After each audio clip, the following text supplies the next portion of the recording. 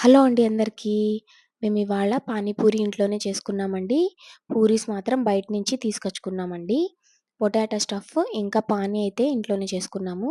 పానీ కోసమైతే మిక్సీ జార్‌లో పచ్చిమిర్చి, పుదీనా, కొత్తిమీర వేసుకొని మనము జ్యూస్ లాగా చేసుకోవాలి.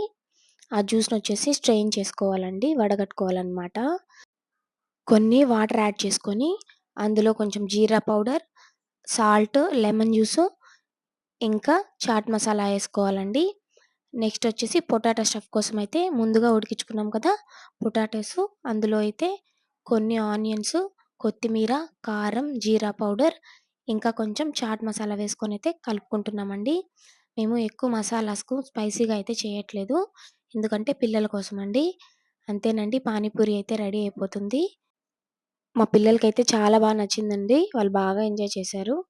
ఓకేనండి. బాయ్.